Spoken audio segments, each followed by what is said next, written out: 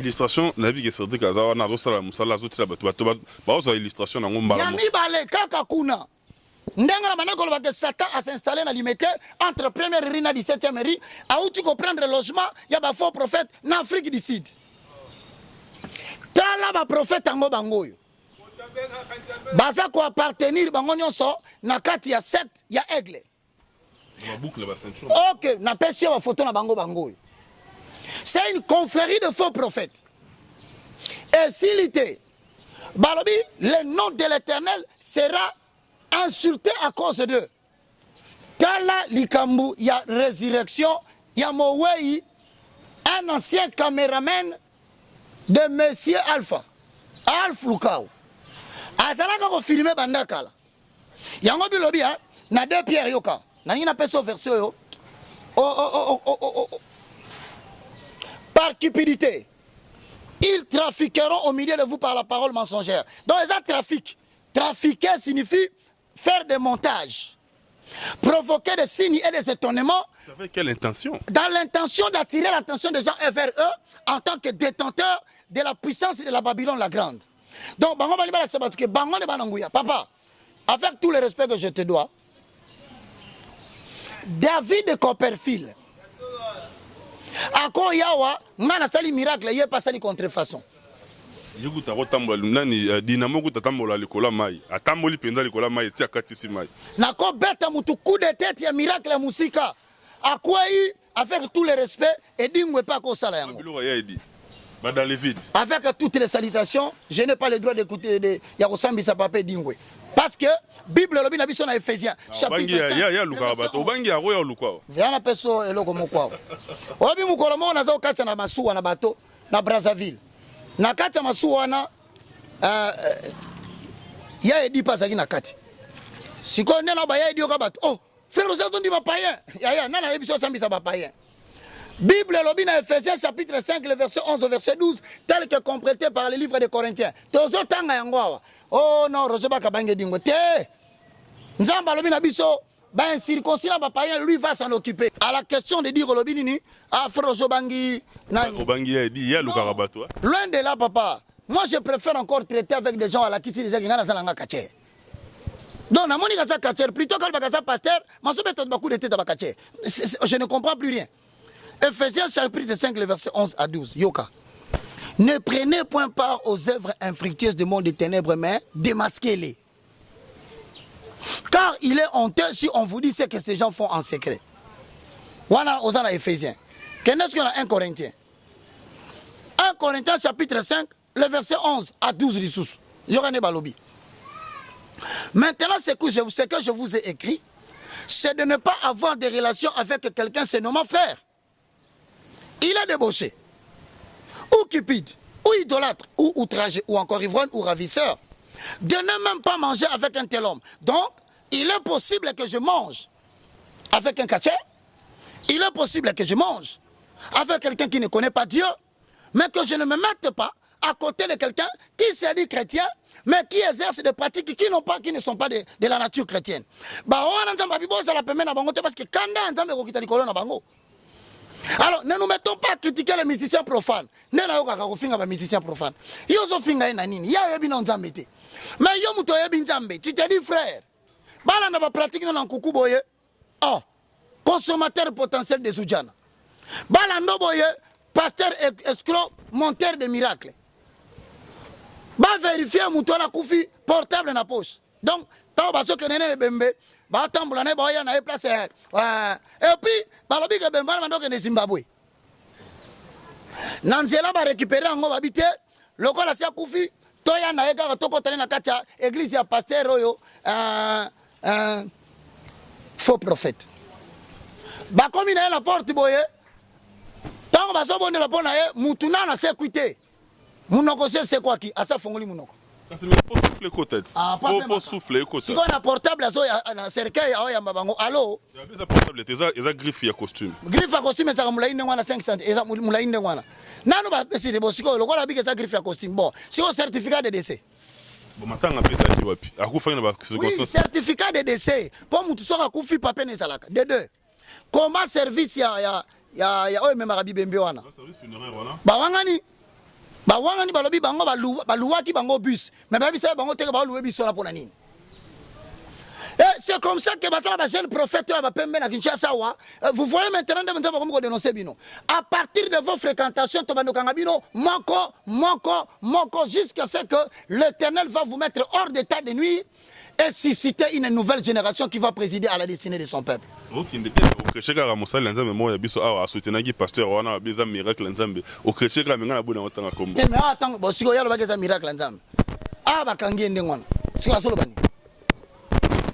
Parce que le gouvernement sud-africain est l'andelier.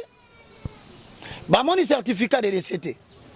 Hôpital, mon côté est attesté que moi, Mbalana Belaka, a couffé dans l'hôpital. Vous avez un accident. Alors maintenant, face à des élucubrations, biloko ma bebo yende konanga. To komi wapi à telle enseigne que wana nyoso kaka po ba yeba osaka grand pasteur. Mu peut pas ne robeta na Kinshasa avant to koma na décembre 2019. Ba pasteur ba sala humilier na mboko yo. Celui qui ne va pas retourner la mauvaise voie na ye. Na ba pratique hypocrite qui renverse la saine doctrine. En tout cas, na lobi na to koma na fin de l'année té. O komona oya ko linganza babikisa ye asonga sima. Oya Koboya, ce n'est pas Baka qui prophétise, c'est les Écritures qui le disent. Roger Baka prophétise qui pasteur Moya limité au coup fabriqué comme ça en décembre matin à pesate na limité. Ah non, il faut que vous puissiez comprendre une chose. Osotanga Mukande à Jonas chapitre 4 le verset 1 Tilasuka. Attention, Dieu est un Dieu miséricorde. Ce n'est pas parce qu'il a lobby l'Ikamboufoué Salima. Ah non, si la personne se répand, se détourne de ses mauvaises voies, rentre vers l'Éternel. Il est juste et fidèle pour le pardonner. Alors, non. Bakalobi, makambo ekoya, soki o persévérer dans zela amabe. Et sachez-le bien, Jonas chapitre 4, je sais, tu es un Dieu miséricordieux, lent à la colère, riche en bonté. Bible lobi na 1 Corinthiens chapitre 13 na C. Alors, même si j'avais le don de prophétie, mais si je n'ai pas l'amour, je suis comme un cymbale qui retentit. Et nous le atteint la personne qui prophétie dans les bimi. Mais ce qui zambe a sepelé abiki sa mutuana. Fona sepela parce que bolingo sali ke mutabika. Toza na bolingo batu babika ke toza na bolingo batu baza motema ekenze bakufa. Non, Dieu n'aime pas la mort du pécheur. Il veut que le pécheur se répande et qu'il vive. Mais le prophète ou le messager annonce les prédictions au cas où la personne à qui l'on a donné des avertissements ne veut pas se laisser conseiller en accord avec Ézéchiel chapitre. Mamba politique, l'élection Sili. Mais 5 mauvaises prophéties. Non, ma politique, 5. Ah, omoni. Alors, on est tout par curiosité. Nous disons aux gens 5 messages qui concernent les milieux politiques. Ezali, Nzambepe, Alobi, concernant qui? Concernant l'activité maintenant en place. Alobi nini. Ah, on est comme curiosité, mon frère. Alobi nini. On a ça Alobi na yo a révélé pendant eux. Ça pour yo tali ça peine peuple ba comprendre makamuni ni Alobi. On a fait ça quand même quelques indices. En tout cas, ça nga pesa peine ba boitalo na monde entier. Bana Nzambe, l'Éternel, le Dieu contrôle tout. Rien ne se fait sur la terre sans que l'Éternel puisse en être l'auteur. Na senga bande ko poto, botika babitumba na mino bozala ngokuna, ononga na za mutu ala muka, ngala za mutu akash. Non, nous sommes des enfants de Dieu. Papa na Kerouan, éternel Kenaya. Kanda, Taba, Ikote. Ensi. Nganda Taba. Fenenene. Nganda Taba. Chez Hugues la coiffe Ikote. Papa na Kerouan, éternel Kenaya. Au 174, avenue Aristide Briand, 93 320, les pavillons sous bois. À la petite porte à gauche, association Hugues Ikoté.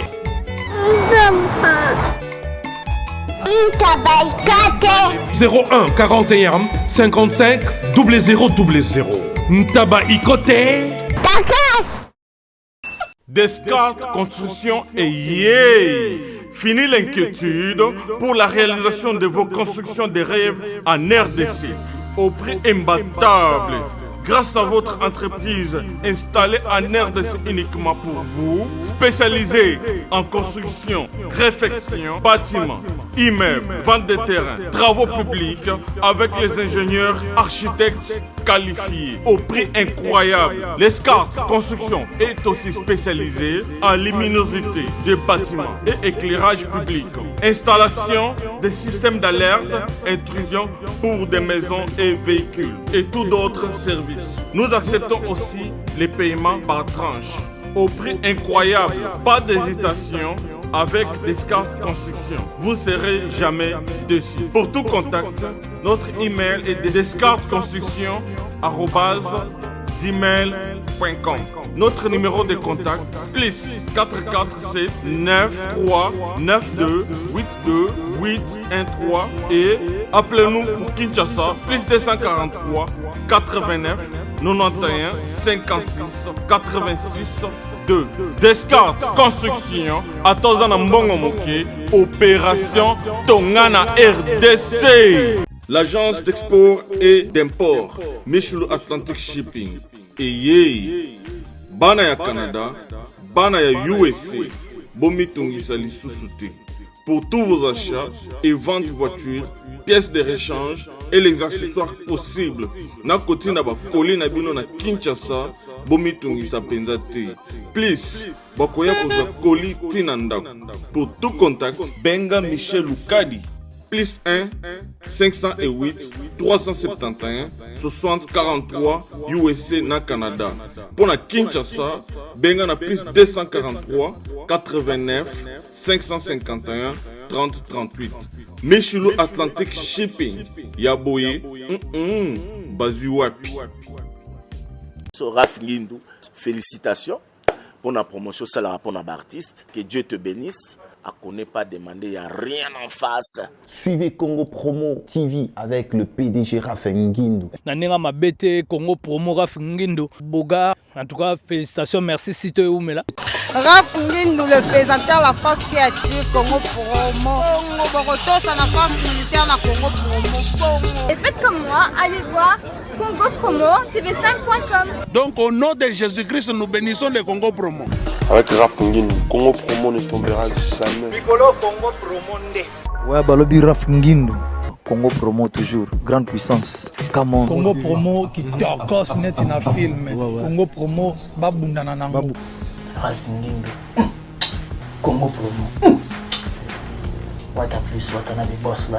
Mesdames, Messieurs, vous qui nous suivez à travers le monde, c'est toujours un grand plaisir. Yakou Yebake ou accorder soit attention particulière, raison pour laquelle nous, la grande équipe des Congo Promo, dirigée par celui qu'on appelle Monsieur l'ingénieur Raph Ngindou depuis les États-Unis, à qui j'ai dit bien des bonnes choses. Na Madame Nalibota Mobimba.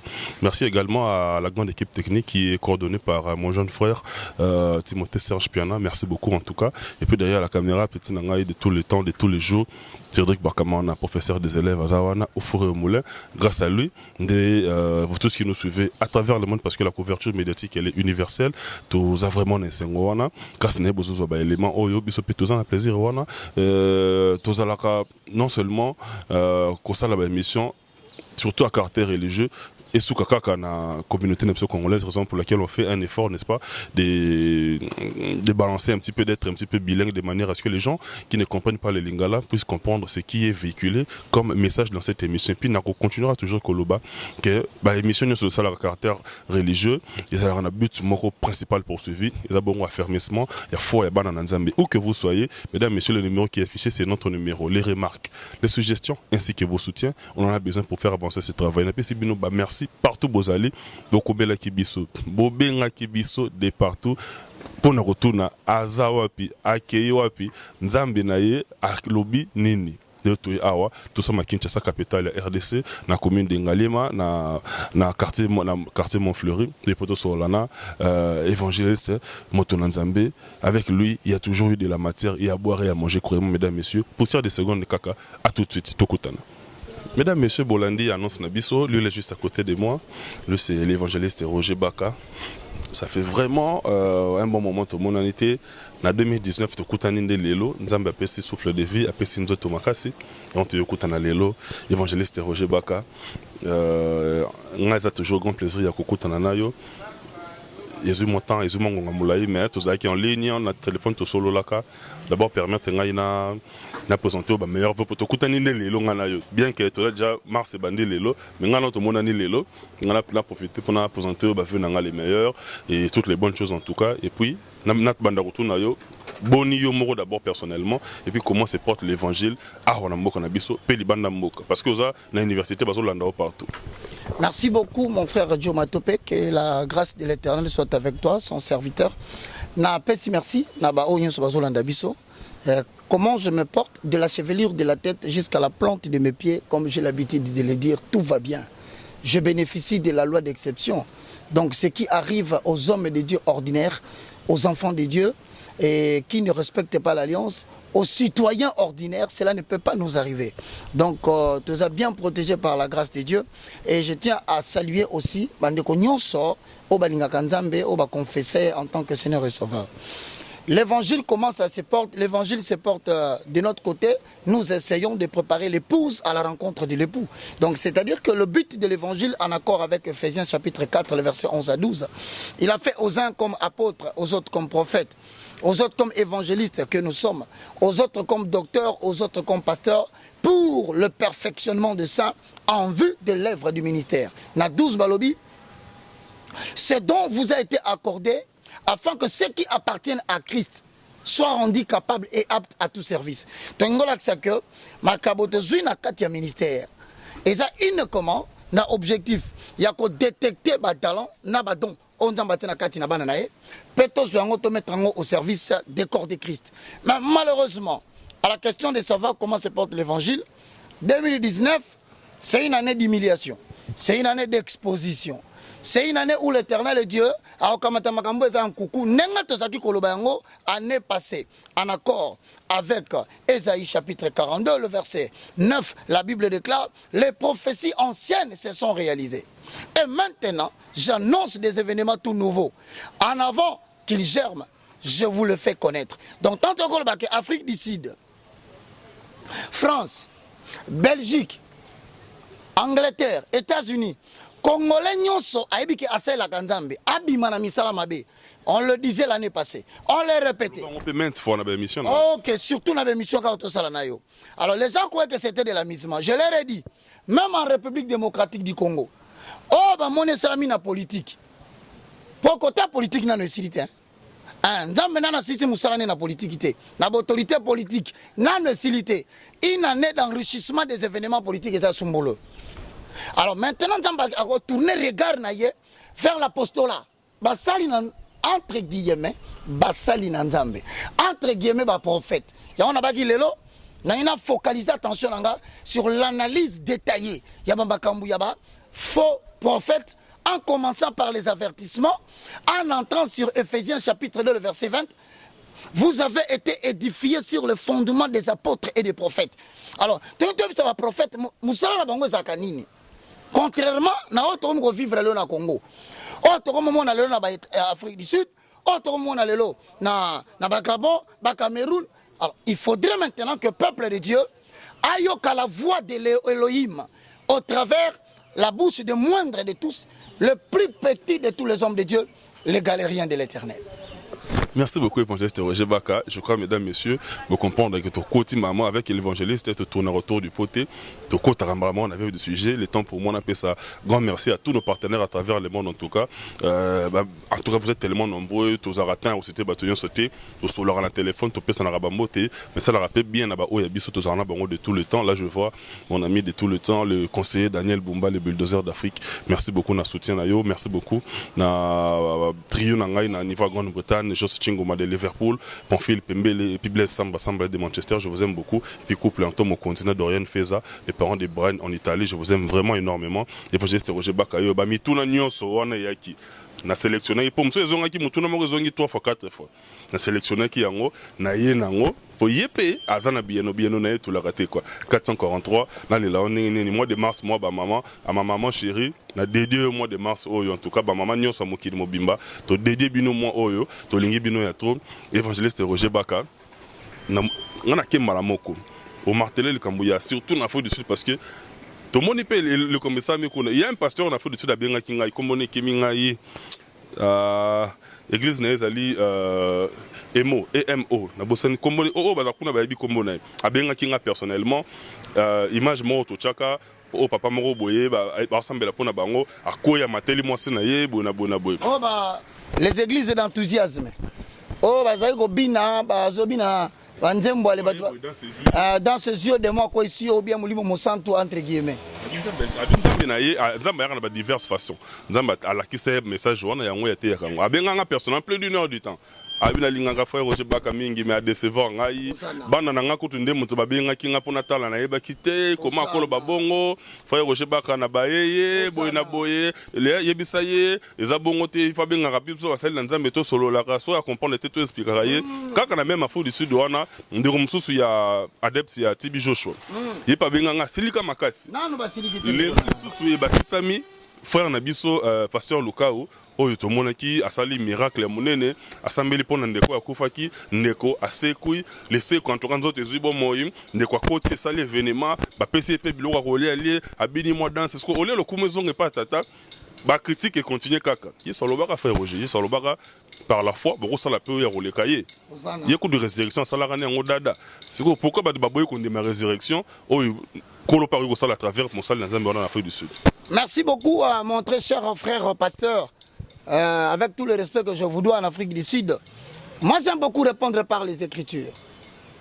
Parce que ngana yamba mutute, na yamba pe pasteur moko pe Afrique du Sud te, ngana yamba Jésus en tant que Seigneur et Sauveur.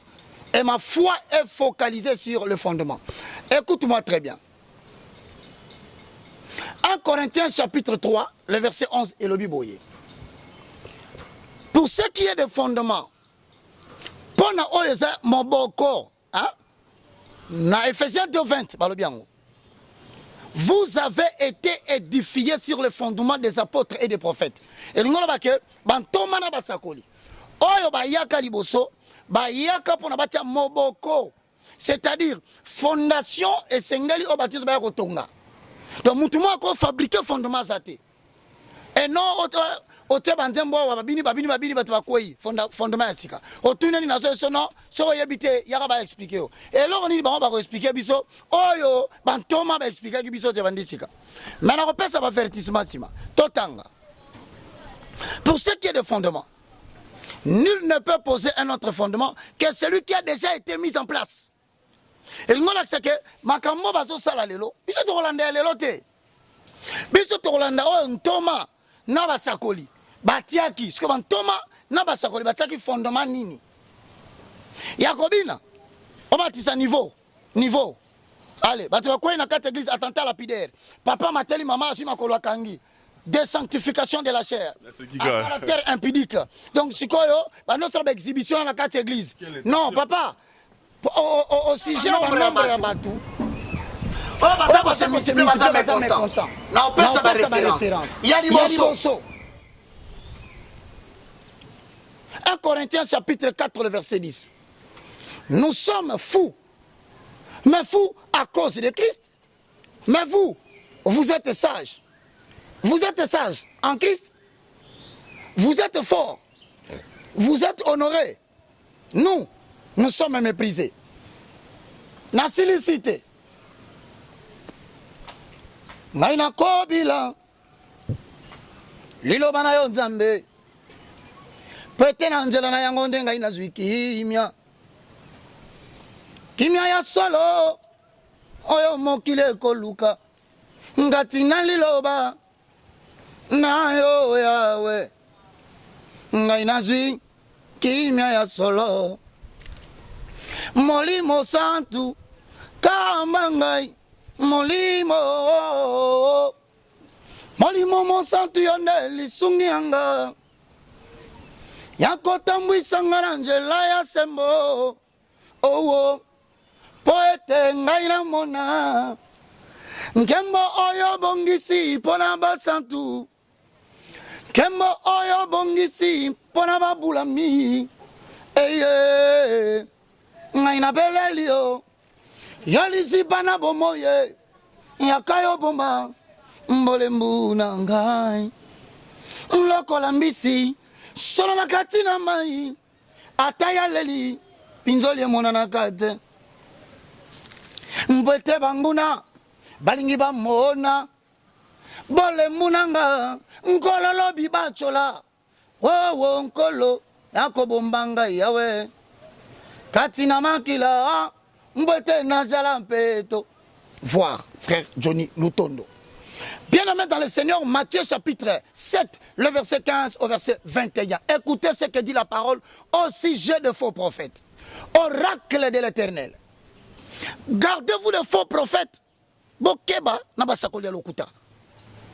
Ils viennent à vous avec des vêtements de brebis. Bazoya pa inabino. Hotel la telinaye. Omoni mpate en Zambie. Mais au détend d'eux, ce sont des loups ravisseurs. Mais la kati na bango, eza batu, ba lokola ba loup, ba ne pose moko kaka. Ba boto la bino biloko bozana ngo na kati ya maboko na kati ya bapoche, na kati ya babank na kozonga. Vous les reconnaîtrez à leurs fruits. Boko eba bango na misala na bango.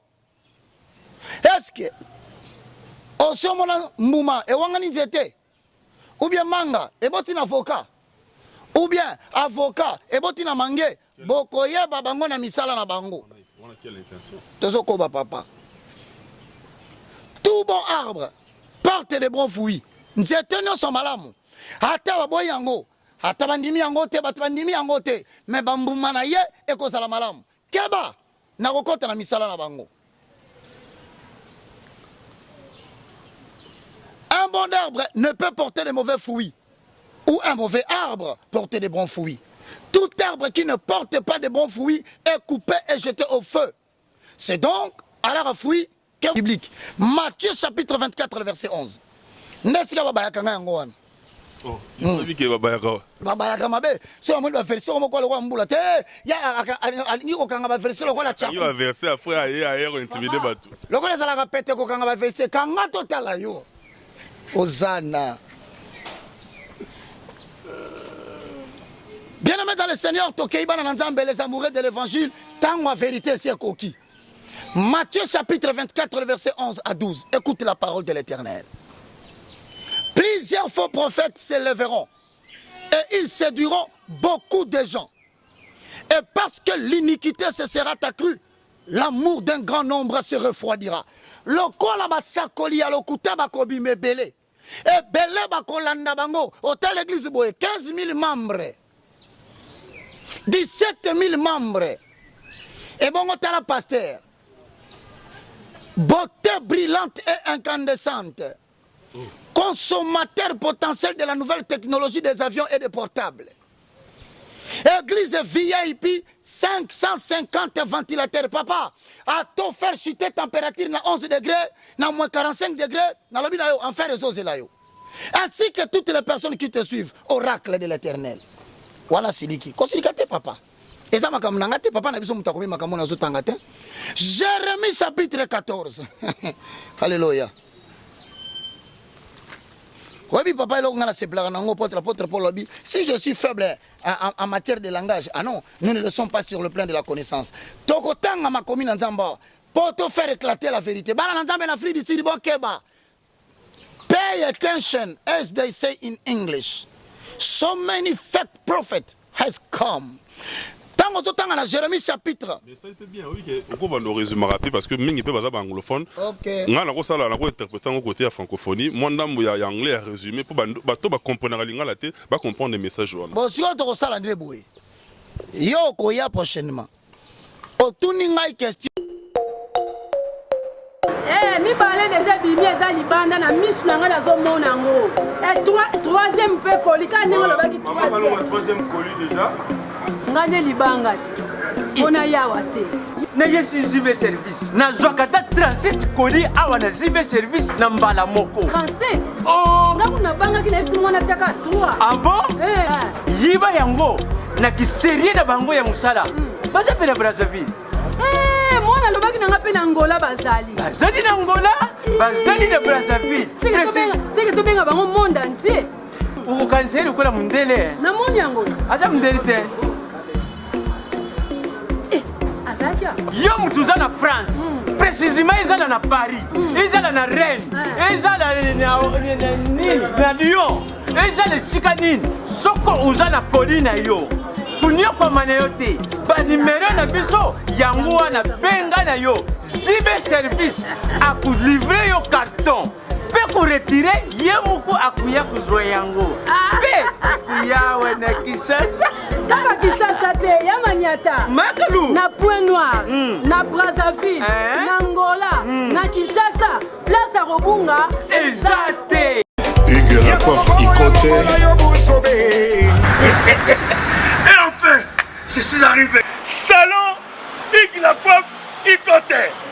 Non seulement c'est un salon de coiffure, mais aussi une machine de transformation des hommes et femmes. Regardez-moi comment je suis. Vilain. Mais attendez, 2 minutes. Bogart. Vous allez voir.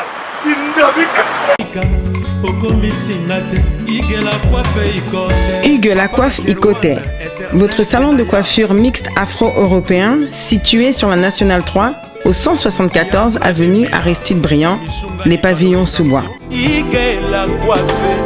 Pour plus de précisions, veuillez nous contacter au 01 41 55 00 00 ou encore sur notre site hugueslacoiffeikote.com. Nous sommes ouverts tous les jours de 8h à 20h, même les jours fériés. Hugues la coiffe Ikote, l'homme qui coiffe la ville. Hugues la coiffe Ikote, le salon de coiffure mixte afro-européenne de proximité. Au 174 avenue Aristide Briand, les pavillons sous bois sur la Nationale 3. Un seul numéro, 01 41 55 00 00. La beauté de votre chevelure chez votre frère. Hugues la coiffe Ikote, même père, même mère. Chikicha, chikicha, cha cha. La beauté peut tout changer. Salon Hugues la coiffe Ikote. Quelle beauté! Sexy pour les femmes, ndindindi pour les hommes. En français. Interprète à tout na anglais. Na bandi ko pesa ba verser na a na anglais. Na expliquer na a na anglais. Interprète sikoyo azaka kana pona ko traduire ba question na yo na anglais. Na mona ko sa malam. Bien aimé dans le Seigneur, may the Lord bless you. Fake prophet, you have a big problem. Hosanna, Hosanna, à sa majesté le roi de gloire. Si comme on est l'auto le belawa, to se le belaka ka faux prophète wanate. Na bato balanda ka bango po tuna ka mutuna. O biso siko to kende wapi? Biso siko to sala nini? Mo tuna nga abi Roger Baka azo pesa bana nzambe incrédulité, azo bimisa bango na lingomba po bakimela wapi. OK. Je rends gloire à l'Éternel. À la question de savoir bakimela wapi, bien-aimé soit là, ne bouge pas. Jérémie chapitre 14, le verset 10 au verset 15, je lis au nom de Jésus-Christ de Nazareth. Voici ce que dit ce peuple. Ils aiment accourir ça et là. Balingi ko pakatambangu awa, bayoka koto basekusi mutu baye. Bayoka koto yo pasteur abimisi mutu nzoko na nzoto baye. Bayoka koto l'intention nzoko robimela andora leki mutu robimela. Nzoko ya bébé. Malade nzoko pesa li. Ah OK, malade nzoko c'est bon. Ah oui, mais parce que mutu aza possédé na ba esprit nyoka, ba misi nyoka biso to moni nyoka. Et ça moi aza possédé esprit ya zamba ya zamba na moni nyawa bimi. Dernièrement j'ai suivi mutu mo aza possédé na mulimo ya mai, ba misi mbisi. Vous le connaîtrez par leurs œuvres. Tu vas voir faux prophète. Si le problème est ça, bien aimé dans le Seigneur. Batou et l'autre bazo silika. Ezate ke basilika libaka. Oh yebaka somo na ndeti fina ye yazana ba défaute. Eso ba misa mabene na miso batu ya ko sepla papa. Condamnation. Muta condamnation. Ngana lobi hein. Numéro na ngana ko pesa na suka. Benga ngana informer obuzo bana ngamoko. Appelle-moi, je vais t'informer. Même les choses que tu ne connais pas, je vais te dire. Mais si tu crois que je suis serviteur de Dieu parce que je suis parfait, alors tu as commis une erreur. C'est le Dieu parfait qui a compris que j'aime l'évangile parfait afin de me rendre dans le temps parfait. J'annonce l'évangile tel qu'il est écrit. Hosanna.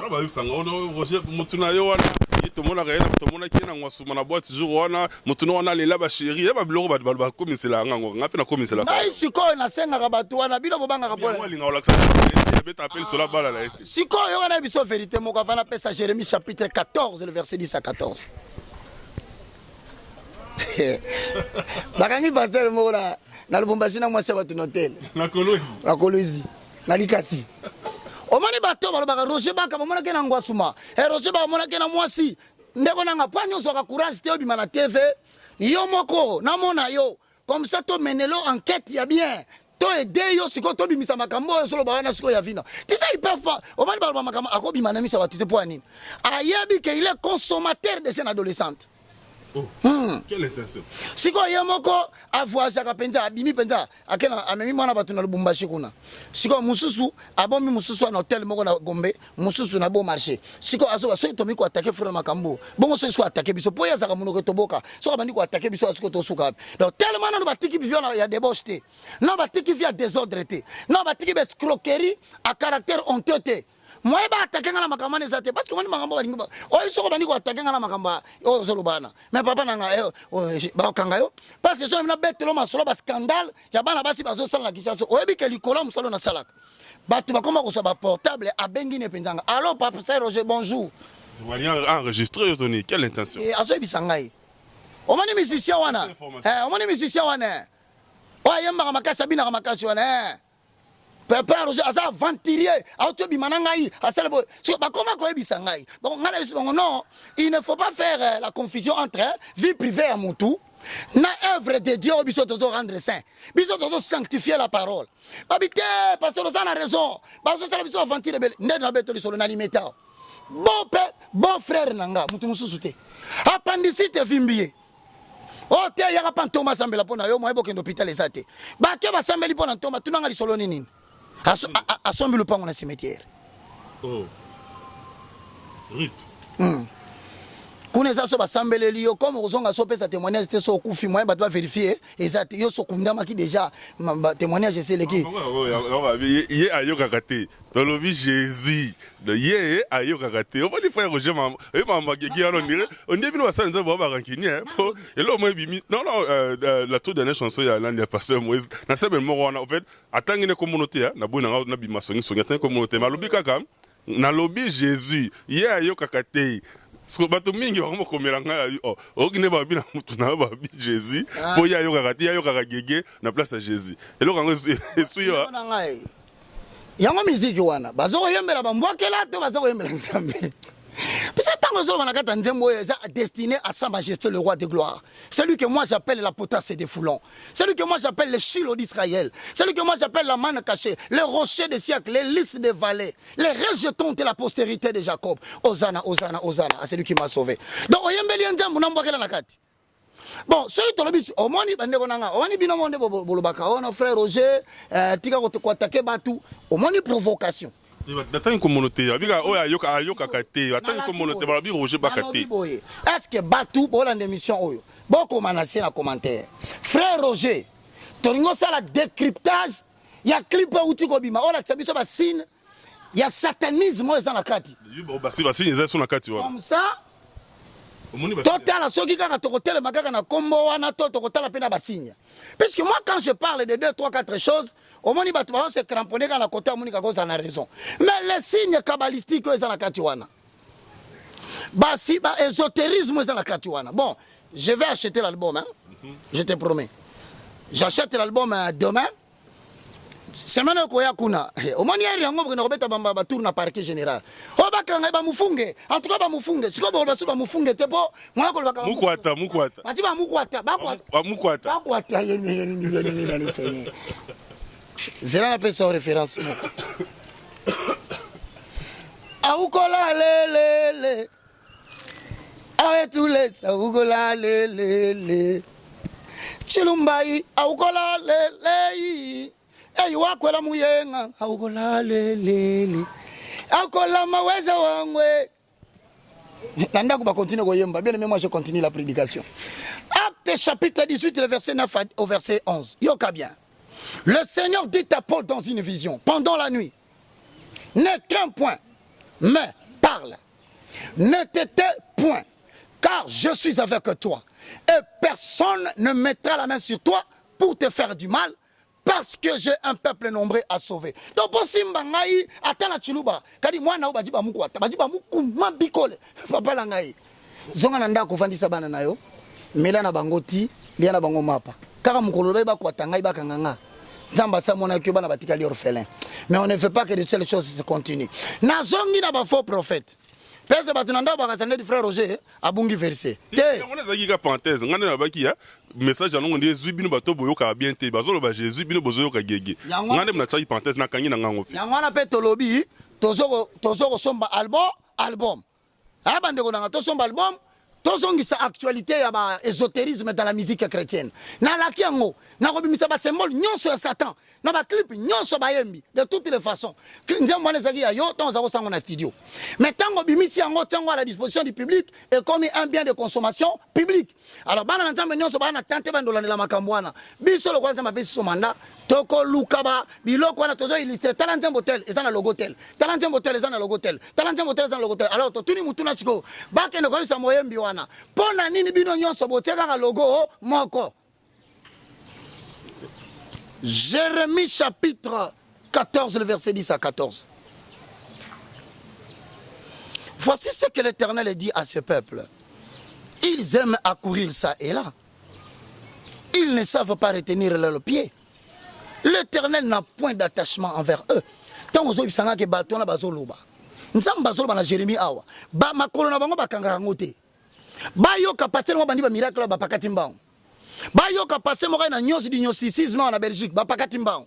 Ba yo kapasiter moko kotoyo apesa ba prophétie avec clairvoyance ya Samaël ange déchu ba pakati mbao.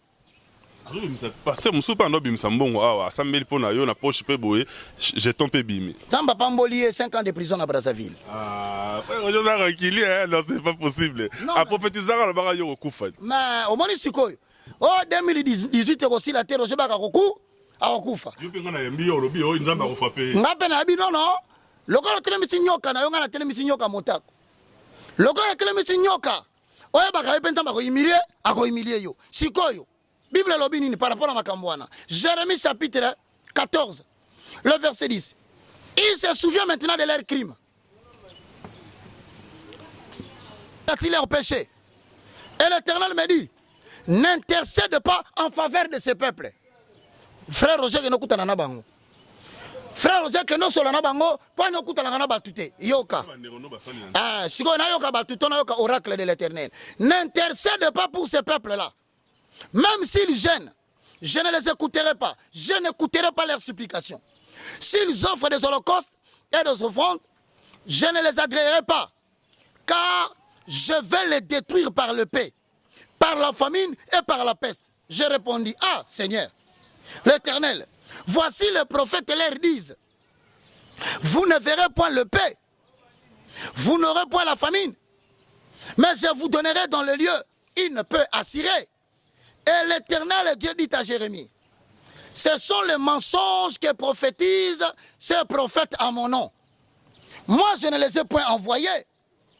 Je ne leur ai point donné des ordres. Je ne leur ai point parlé. Ce sont des visions mensongères, de vaines prédictions, de tromperies de leur cœur qu'ils aiment prophétiser. Donc, la Bible dit que et ça la batu mususu bazo qui m'a derrière ba prophète oh ba pesi bango bisakoli ya bien mais Jérémie azolo banini kola lobi na ye bi bangote na tinda pe ba prophète on a pété na lobela pe bangote. Maintenant qu'est-ce que nous constatons sur le terrain? Depuis un moment donné ba prophète en accord avec 2 Pierre chapitre 2 le verset 1 nalingi totanga. Lorsque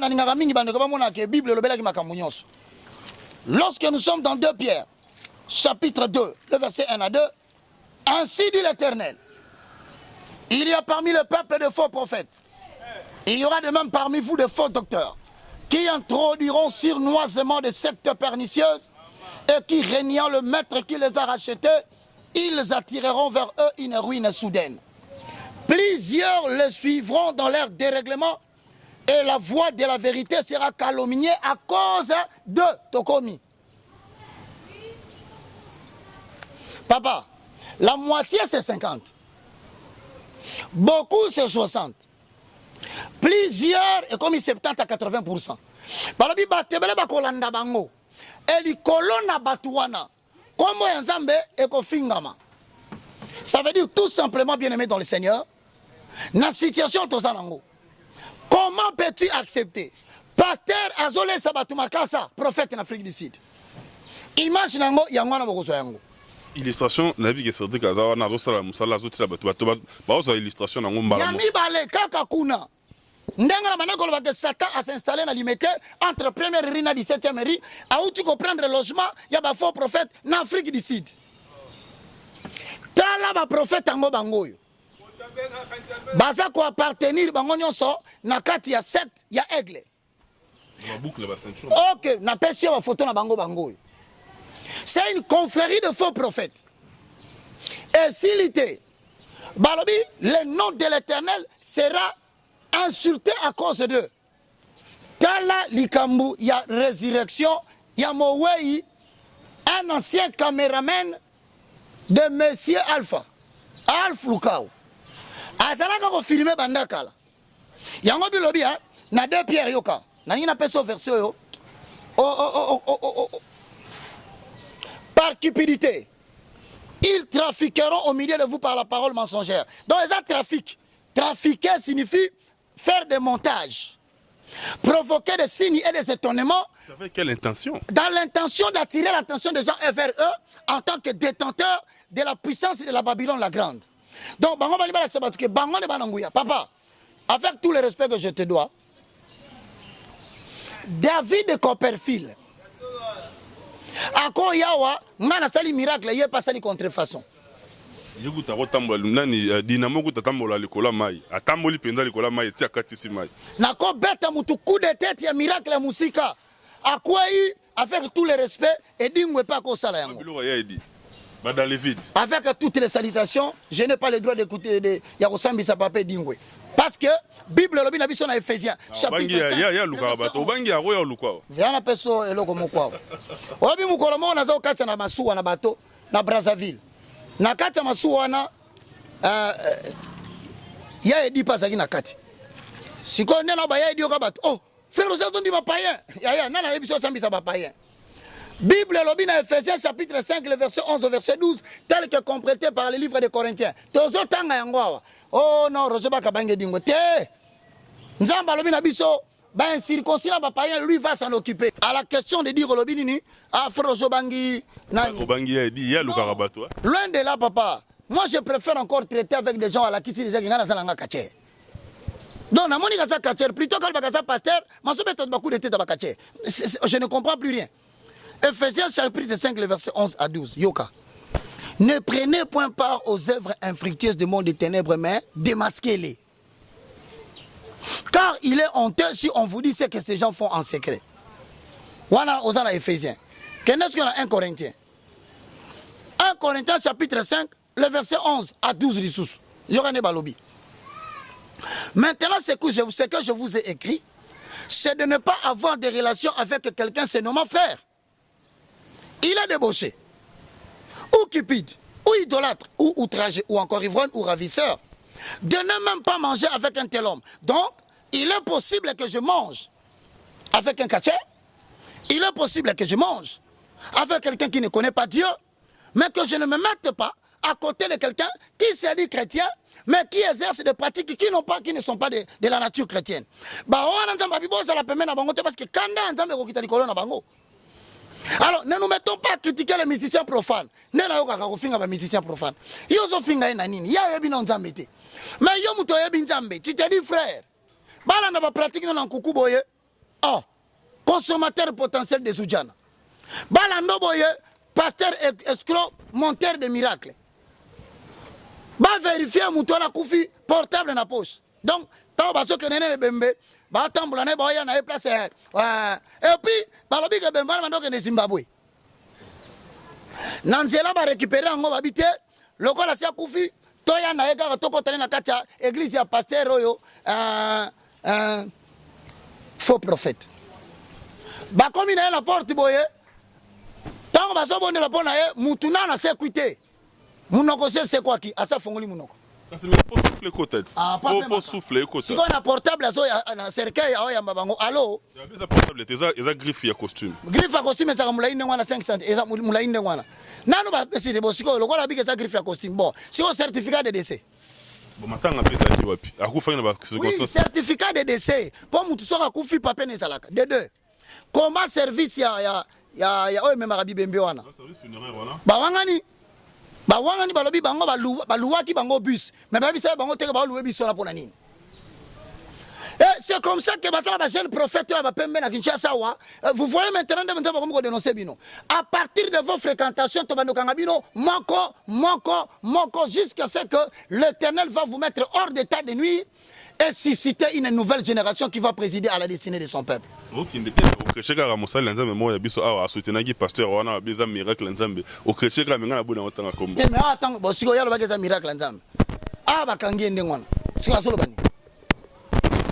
Parce que le gouvernement sud-africain est l'andelier. Bamoni certificat de décès. Hôpital, mon côté est attesté que moi, Mbalana Belaka, a couffé dans l'hôpital. Vous avez un accident. Alors maintenant, face à des élucubrations, biro kwa mabebo yende konanga. Tokomi wapi à telle enseigne que wana nyoso kaka po baye ba osaka grand pasteur. Mu pepa ne ko beta na Kinshasa avant to koma na décembre 2019. Ba pasteur ba osala humilia na mboko yo. Celui qui ne va pas retourner à la mauvaise voie na ye. Na ba pratique hypocrite qui renverse la saine doctrine. En tout cas, na lobi na to koma na fin de l'année té. O komona oya kolinganza babikisa ye asonga sima. Oya Koboya, ce n'est pas Baka qui prophétise, c'est les Écritures qui le disent.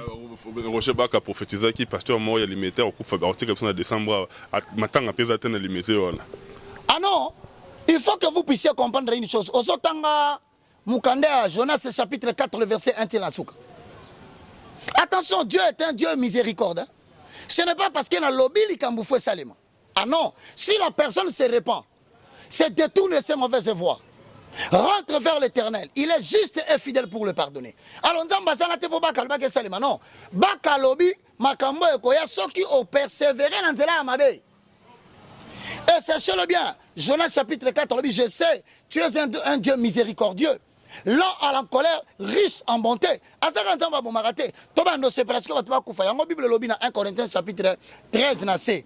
Alors, même si j'avais le don de prophétie, mais si je n'ai pas l'amour, je suis comme un cymbale qui retentit. Et nous le babouye. Attends la personne qui prophétie dans les bimi. Mais ce qui zambe a sepeli abiki sa mutuana. Fona sepela parce que bolingo sali ke mutabika. Toza na bolingo batubabika ke toza na bolingo batubaza na motema ekenze bakufa. Non, Dieu n'aime pas la mort du pécheur. Il veut que le pécheur se répande et qu'il vive. Mais le prophète ou le messager annonce les prédictions au cas où la personne à qui l'on a donné des avertissements ne veut pas se laisser conseiller en accord avec Ézéchiel chapitre. Mamba politique, l'élection est sili. Mais 5 mauvaises prophéties. 5. Ah, alors, on est tout par curiosité. Nous disons aux gens 5 messages qui concernent les milieux politiques. Ezali, Nzambepe, Alobi, concernant qui? Concernant l'activité maintenant en place. Zambalobi nini. Ah, on est comme curiosité, mon frère. Zambalobi nini. On dit ça, Alobi na yo a révélé pendant eux. Ezali pour yo tali sa peine à peuple ba comprendre de maramuni ni alobi. On a fait ça quand même quelques indices. En tout cas, ça n'a pas sa peine ba botalo na monde entier. Bana Nzambe, l'Éternel Dieu contrôle tout. Rien ne se fait sur la terre sans que l'Éternel puisse en être l'auteur. Na sengi na bande ko poto, botika ba bitumba na mino bozala ngokuna, ononga na za mutu ala muka, ngala za mutu akash, ngala za mutu ya PPRD. Non. Nous sommes des enfants de Dieu. D'abord, c'est notre citoyenneté céleste qui doit prévaloir. En accord avec Ésaïe chapitre 2, le verset 1 au verset 5. En accord avec Michée chapitre 4, le verset 1 au verset 5. Nous sommes la postérité de Juda. Nous sommes les fils et les filles de Sion. Botika komi bo manakuna. Ote biso to zaba to cash. Ah non, biso to linga batala mukate. Non. Cette histoire va affaiblir le corps de Christ. Cette histoire va affaiblir la puissance de Dieu qui commence déjà à monter dans la diaspora afin que le jour vienne, boya kotongambo kanabino. Voici ce que l'Éternel Dieu dit. Premièrement, monter à Mobali. Avant de la quitter, mais c'est ça qui est propre. Asi ma colonne na ba sabatune atie likolo ya mesa. Mais c'est comme salité. Ba bengi église, ba lobi église. Regarde déjà le départ. Bon soko la mesa oyo sinon moi l'Éternel je vais frapper. Église est boy. Deuxième message. Mwana mwasi aza mama ayepe azwi makolo atie likolo sur mese ezalaki propre abakisi basalite balobi na bango église soki bolingi bovanda bosouffrir na mboka na bino botika salite wana ebakisami likolo ya mesa église bosokola église eboyi elobi tokoparticipe na purification ya mesa oyo te. Et du coup na mabele jaillit sous siamai sous la forme de l'uranium. Na couleur nango ya mercure propre bapesi mwana mwasi wana babisimba ngo mibale nettoyer mesa oyo. Oracle de l'Éternel ya misatu mwasi na Congo amemi zemi eri ya kobota koki mais azokoka kobota te parce que douleur d'enfantement eza yete. Maman Moussou soyez alors puisque je connaître ma difficulté parce que mingango za na bona kati hôpital balingi ko faire travailler yote pour bota mwana pesa biso mwana oyo to travailler to mata to kita par la prière to bimisa mwana. Oracle de l'Éternel mwana bandiko bima déjà la période mwana ninga bando bima mama wana balingi batindika ye avandela mwana kufa. Oracle de l'Éternel, projection, il y a sabotage. Dans le mois, il y a juin, 6e mois, sabotage politique. Deuxième sabotage de grande envergure, décembre 2020. Maintenant, ceux qui attendent que je puisse interpréter les choses, eh bien, je ne le ferai pas. J'attends au moment opportun. L'Église doit s'impliquer dans les affaires politiques de ce pays, pas en devenant des autorités politiques, mais en regardant à face cette situation qui semble compliquer tous les chrétiens. L'Église a déjà, tout le monde a mentionné, cardinal Monseigneur a monté sur ses chevaux pour dénoncer l'Église a déjà na kati. Tout le monde a appelé pasteur Mukuna, structure na l'église de réveil, Mukuna, pasteur Kenkenze, tout le monde a répété. Peut-être au monde Jérémie chapitre 23. Hosanna. Question est malade. Jérémie chapitre 23. La ligne de comment on a rapidement la question papa répondre. Quel est le verset 20? Alléluia. Molilie. Paul Sili. Namitiki epai na yo ngolosunga. Alléluia. Olobaki basala nzambe wapi? Nabi basala nzambe bas impliqué. Tout le monde cardinal Monseigneur tout le monde a activement dans la politique. Tout le monde a rappelé basala nzambe na bosan comme moi il y a plateforme ouais réunir pasteur église du réveil, tout le monde a avec Mukuna, Kankenza, Sonika Futa, bango tout le monde a bango on a chaque fois qu'ils ont un euro moro ba benga bango bayaka. Peut-être pour yo non ba bengi yote. Oracle de l'Éternel. Jérémie chapitre 23 le verset 20 au verset 23. La colère de l'Éternel ne se calmera pas jusqu'à ce qu'il ait accompli, exécuté les desseins de son cœur. Vous le comprendrez dans la suite des temps. Je ne peux envoyer ces pasteurs, mais ils ont couru. Je ne leur ai pas parlé. Ils ont prophétisé. Mais s'ils avaient assisté à mon conseil, ils auraient dû faire entendre à ce peuple mes paroles et auraient dû faire revenir ce peuple de leur mauvaise voie. Et là, la possession de pasteur, nous avons des gens qui sont capables de donner des signaux divins. Pour interpréter, il faut la sagesse du Saint-Esprit et la permanence dans la présence de Dieu.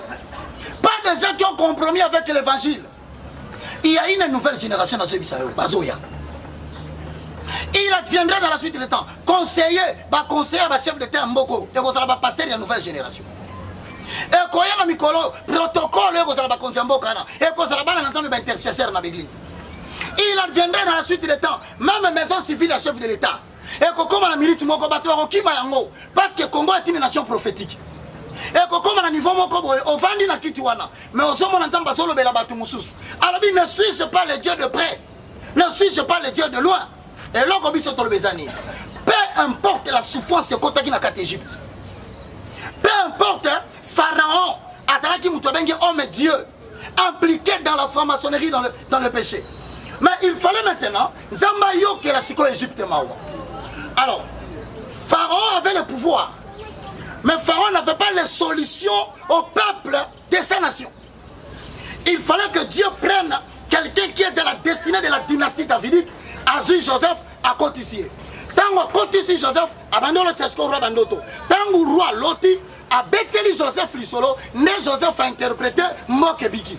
Alors pour l'instant, je crains mon frère, Batunanzambe Nanou Bapoussani Pemena Bakonzambokate.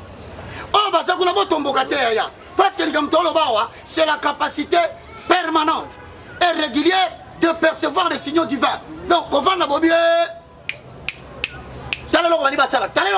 politique. Alors, à partir de ce moment-là, comme Dieu se révèle, dans le qui confrérie à ma serviteur de Dieu, oh bien aimé dans les Seigneurs, va compromettre l'évangile. Parce qu'une génération s'en va, une autre vient. C'est le temps d'une nouvelle élite sur le plan politique, sur le plan ecclésiastique et sur tous les domaines de réussite du Congo. Mais actuellement parlant, bien aimé, mon peuple Mabé. Dans ce monde, mon peuple Mabé, oh, il y a ma coquille. À côté, dans la carte vision de l'objet, à déchiffrer et bien sa vision interprétation. Tu as l'esprit du Seigneur. Voilà pourquoi, mon frère. Et là, dans Zacharie chapitre 4, le verset 6. Mon konjambo kasokaye, akuta na kanaba difficulté moko ko sakanate. Entre autres, il y a bateau basala ki liboso, banabi non, il y a lingola qui s'abattu kaza malam. Azela toko tiens ba difficulté. Eza décision ba tumususu. Pendant que bamusu ba na volonté ba accompagner yo, mususu pe spirituellement basale batak. Yo zo mona normal. Vous là quoi que frère, o ibuka kinzela kuna. Et Boukinzela et Bomi Batou, est-ce qu'on y a dit que ça a un présage? Surtout, mon gars, quand vous, les bandits Boukamantela, et ça a un message, moko, oh, et ça a un lien entre la politique et les ancêtres. Alors, bien sûr, si on va dire total, le moindre de tous, le plus petit de tous les hommes de Dieu, Batou n'a pas de façon tout net. Mais Balobaki, on s'est entendu, est-ce que ça y est? Est-ce que ça y est? Trop de confusion. Mais nous, nous regardons la prophétie. Tous les autres, voilà, tu as commis un point haut. Ce qu'il faut faire. Qui est cette personne qui va mobiliser maintenant la nation dans la prière? Puisque ça n'a déjà corrompu, soit on font la gamme, on va comme président. Malamon, quand on est dit, c'est Babouki, Batumbi, va quitter un panier. Parce que tu as besoin d'un guide naturel. Nous avons besoin de gens qui n'ont pas de soubassement, de ministères portables, mais capables de drainer la foi de plusieurs. Batso a quel lobby, Batu Balandi, oh, Batu a Roger.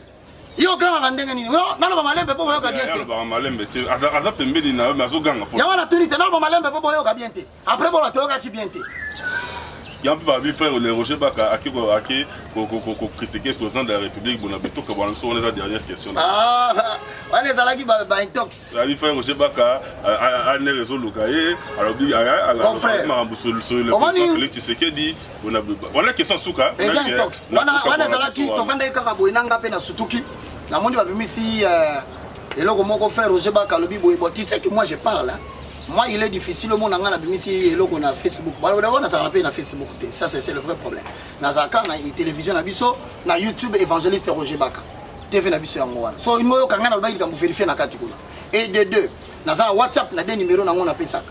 Alors, likambo ya YouTube et Facebook, Roger Baka c'est de la fausseté. C'est quelqu'un peut-être des ennemis politiques à réfléchir bon. Nena bamba likambo moko peut déranger moto et déranger ta président et déranger ta batuna e bon. Ou bien elle ou que la paix Roger Baka problème. Alors tout bamba que longine lokolo na bamba dénonciation, batu ba kondi bamba kambo. Bon heureusement ba service nous va comprendre que c'était de la fausseté, on a rejeté l'affaire. Mais maintenant ce que nous voulons, nous devons trouver un moment où il faut tout bon de là pour les institutions du pays. Parce que ce pays nous appartient. Toi, on a moussou souté. Si tu croises les bras, on va comprendre notre. Mais il faut maintenant que nous puissions nous appeler. Voilà pourquoi moi, les moindres de tous, dans le bien aimé dans le Seigneur, on ne peut pas se ralentir dans la prière. Tout ce qui n'a pas fini, on sort. Oh, on a posé à Congo, à côté en possession de sa destinée. Tout ce qui a clivage, tout ce qui a tribalisme. Tout ce qui a pas une ensemble. Mais ils ont se trompé. Maintenant, on ne se trompe pas. Voilà pourquoi je salue tout le monde dans le précieux nom de Jésus-Christ et de Nazareth. En vous promettant que Batu batanga ki kombo ya Jésus, ou babisa inga batangi kombo ya Jésus. Alors tu peux vérifier dans le clip wana soki za kombo ya Jésus. Parce que soki za kombo ya Jésus, c'est vous-même qui l'avez provoqué. Kabana bango pesa bango ba coordonner na on a PC en tout cas, auteur au komila ngai, auteur en a besoin évangéliste Roger Baka.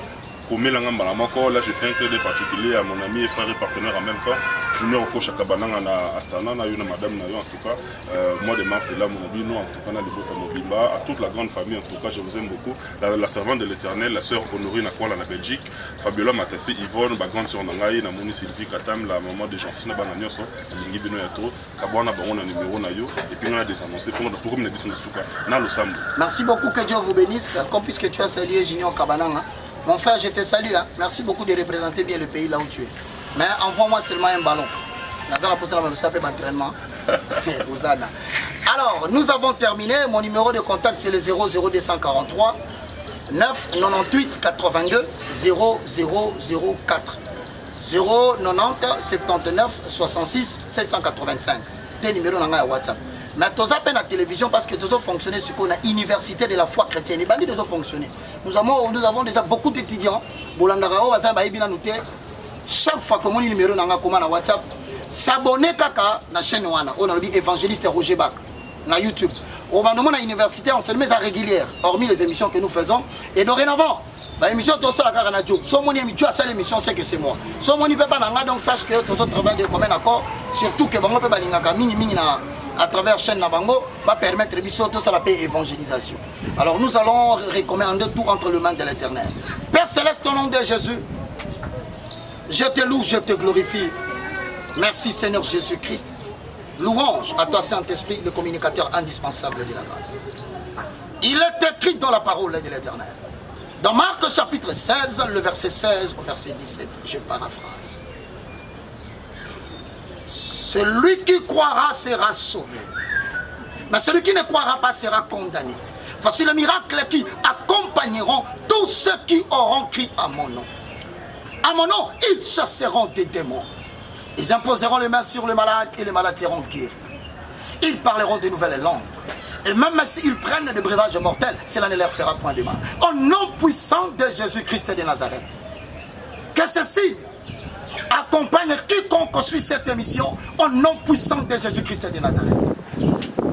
Acte 26 et 16, vois, je te fais sortir du milieu de ce peuple vers qui je t'envoie, afin que tu leur ouvres les yeux, que tu leur fasses sortir des ténèbres à la lumière, que tu les ramènes de la puissance de Satan à la puissance de Dieu, afin qu'ils reçoivent le pardon de péché et la bénédiction que l'Éternel a promis à tous les sanctifiés. Au nom puissant de Jésus-Christ de Nazareth, reçois maintenant le partage de cette bénédiction. Sois à l'abri de la mort physique précoce. Sois à l'abri de la morsure du serpent. Sois à l'abri des redoublements de force. Tu ne mourras pas, tu vivras. Tu raconteras les merveilles de l'Éternel. Moi, je crois ce que je dis. Je dis ce que je crois. Et je le vois s'accomplir dans la vie de quiconque reçoit cette émission. Et le transfère à quelqu'un d'autre par la foi. En accord avec Jérémie 1, 12 à 13. Jérémie, que vois-tu? Jérémie répondit, Seigneur, je vois une branche d'amandier. Et l'Éternel Dieu dit à Jérémie, tu as bien vu, car je suis derrière ma parole pour l'exécuter. Exécutez cette parole jusqu'au moindre détail. Au nom de Jésus-Christ. Amen. C'était le moindre de tous, le plus petit de tous les hommes de Dieu. Supportez-moi quand je suis monté. Nous sommes dans l'animation, ce n'est pas seulement une prédication, mais tout ça s'appelle animation pour vous tenir compagnie à la maison. Que le Seigneur vous bénisse. Pour tous ceux qui veulent bien nous soutenir, nous sommes toujours parce que nous avons un bon côté. Nous avons soit à $2, $3. N'a pas prière, nous sommes parce que tous autres évangiles, on a 4 milliers, très hostile. Oh, bah, tu vas avoir respect, mon règle d'IGT. S'il faut empoisonner, bah, pour empoisonner. S'il faut que vous m'abacoboma. S'il faut pas kangisa, mais kangisa, moi, ils allaient sous-souter parce que vraiment, c'est difficile. Que le Seigneur vous bénisse et soutenez-moi toujours en prière. Que l'Éternel vous bénisse. Merci beaucoup. Mesdames, Messieurs, tout est bien qui finit bien. Nous sommes pratiquement arrivés à la fin de cette émission. Je crois que ça a plaisir à un peuple de Dieu. Pour vous éparpiller à travers le monde, ça faisait vraiment un bon moment de faire sur l'évangéliste. Mais tous avons tous solide, tous les sources parce que l'Arabie a fait tant à son papier CD à décrypter, mais ce peut les sources. Je suis pratiquement arrivé à la fin. À toute la grande équipe de Congo Promo, derrière la caméra, petit Nanga Sadik Bakaman, professeur des élèves. Merci beaucoup pour l'efficacité dans le travail. Nous avons pratiquement la souka. Moi, je vous aime beaucoup. Tout ce que la prochaine programme, la BSU à Congo Promo, un clin d'œil particulier à ma fille chérie, Johanna Marilyn Matopé Omboje. Donc quand je parle d'elle, et de ce que vous souka, portez-vous bien. Bye, à la prochaine.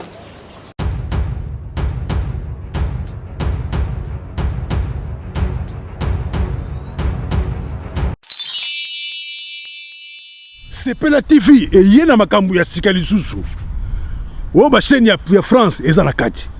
bachaîne ya Congo eza na kati bachaîne ya Londres eza na kati olingomona makambo ya politique ya sika o parti AA eza na kati o parti BB o CFAIO eza na kati ya Sepela TV bouquet comme ya muke boye o tina poche voyager nango keno partout lingi na bouquet ya Sepela TV même biso ndenge zo mema biso wana 4K machine madaka daka Sepela TV. Bienvenue dans le monde de Sepela TV. Sepela TV est le décodeur qui vous permet de suivre les chaînes du Congo en direct de la diaspora.